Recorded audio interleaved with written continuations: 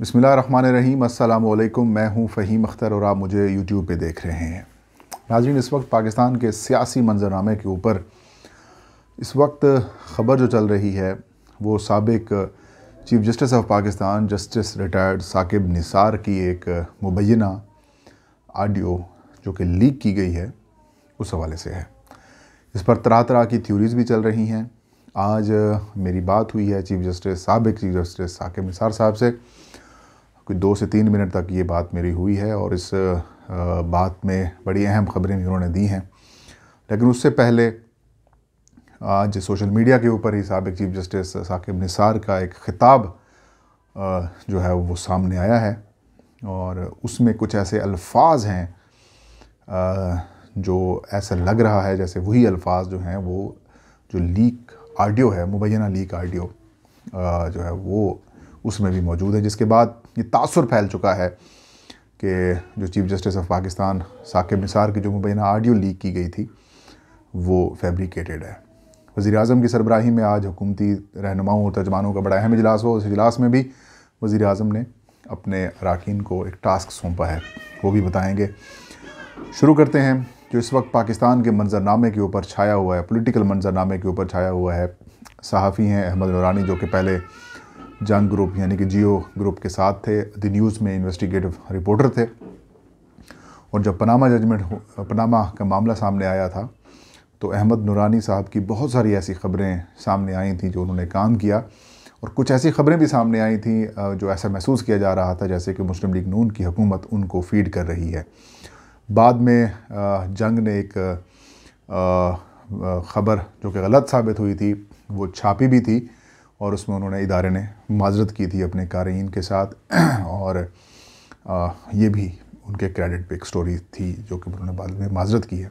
जब रिपोर्टर की ख़बर देखिए, जो रिपोर्टर काम करता है उसकी ख़बर वो पहले पूरी कोशिश करता है कि उसकी ख़बर अथेंटिक हो और उसकी अथेंटिसिटी को भी चेक करता है। हमारे जो उस्ताद कहते थे कि जर्नलिज़म में कम से कम एक ख़बर को अगर आप ज़राए से ख़बर दे रहे हैं तो आप कम से कम 3 मुख्तलिफ़ जो सोर्सेज़ हैं उनके साथ उसे चेक करें।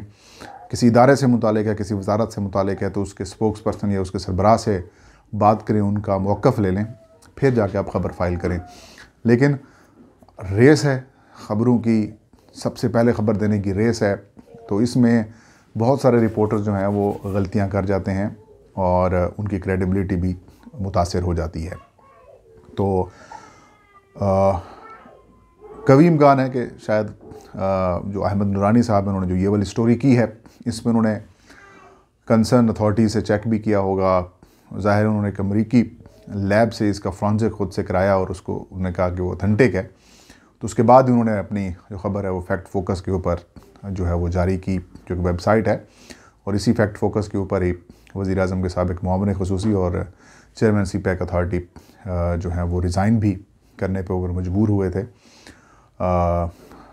तो आसिम बाजवा साहब, तो अब ये एक बड़ी ख़बर उन्होंने दी है। उसके बाद पाकिस्तान के सोशल मीडिया के ऊपर और मीडिया के ऊपर काफ़ी ज़्यादा बहस इसके ऊपर जारी है। आज मैंने जो कि इस ख़बर के से जो टारगेट किया गया है वो 3 लोगों को टारगेट किया गया है।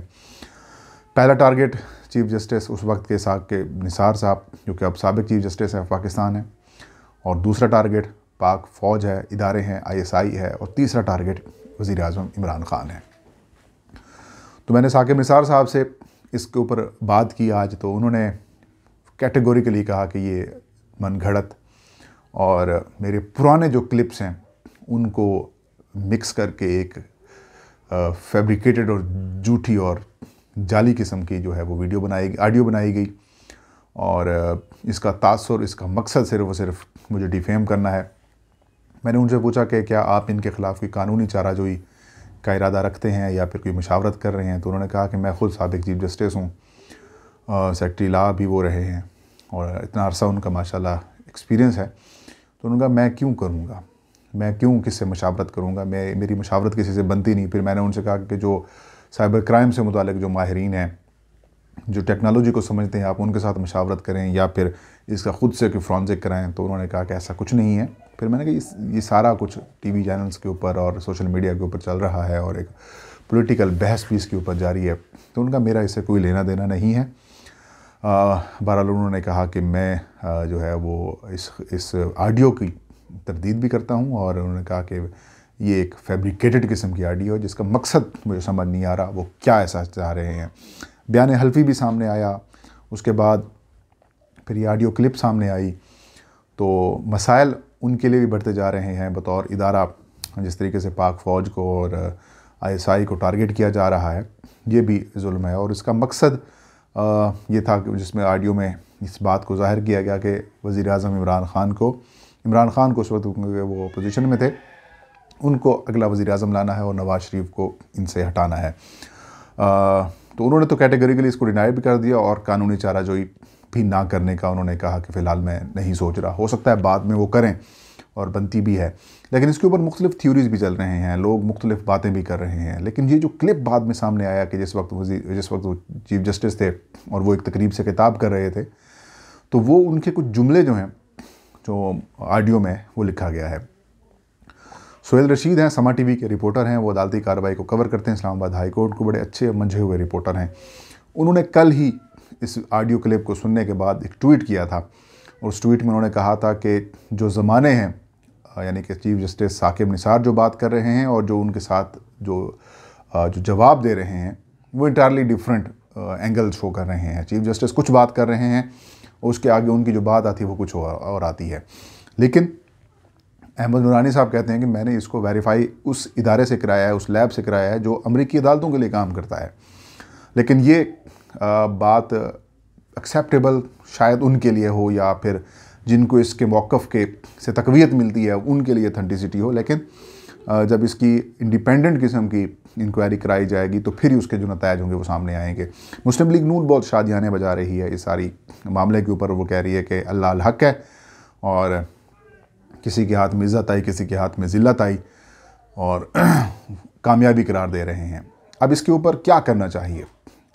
Chief justice of Pakistan justice Gulzar साहब को भी सो मोटो नोटिस मेरे ख्याल में लेना चाहिए, क्योंकि अदालती इज़्ज़त जो है वो दाव पे लगी हुई है।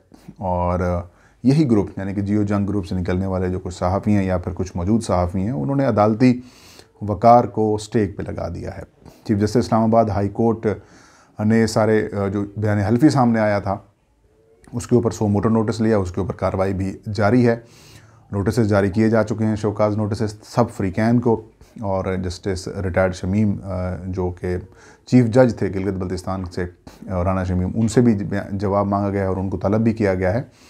तो ऐसे में इधर भी एक मामला ऐसा ही होना चाहिए, एक इंडिपेंडेंट किस्म की इंक्वायरी होनी चाहिए। जो इसमें लोग मुलव्वस हैं, अगर ये ऑडियो दुरुस्त है तो जो लोगों ने काम किया उनके खिलाफ कार्रवाई होनी चाहिए। अगर ये ऑडियो दुरुस्त नहीं है तो जो लोग मुलव्वस हैं उनके खिलाफ कार्रवाई होनी चाहिए।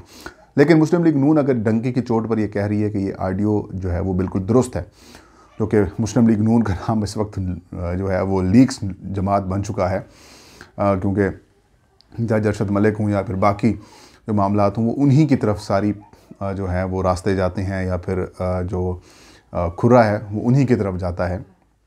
तो एक लीग बन चुकी है मुस्लिम लीग नून। और अगर मुस्लिम लीग नून बड़ी कॉन्फिडेंट है कि ये जो ऑडियो लीक हुई है ये बिल्कुल दुरुस्त है, तो फिर नवाज शरीफ आएँ अदालतों में, वो अपनी सबूत के तौर पर इस ऑडियो को पेश करें, फिर अपने आप को अदालत के रहमो करम पे छोड़ें, और यकीनन पाकिस्तान में जो कानून है, जो इंसाफ है, वो मिलता है। ऐसी बात भी नहीं है, ताख़ीर हो जाती है, लेकिन ऐसी बात नहीं है कि अगर आप बिल्कुल ही जो है वो इनोसेंट हैं तो आएँ, आप सामना करें। बरी हो जाते हैं तो वेल एंड गुड, नहीं तो आपके खिलाफ कार्रवाई होगी। या फिर अगर आप बिल्कुल ठीक हैं और वो ऑडियो ठीक है आपके मुताबिक, नून लीग के मुताबिक, तो जो लोग मुलव्वस हैं फिर उनके खिलाफ कार्रवाई होगी और आप तारीख़ में ज़िंदा रह जाएंगे।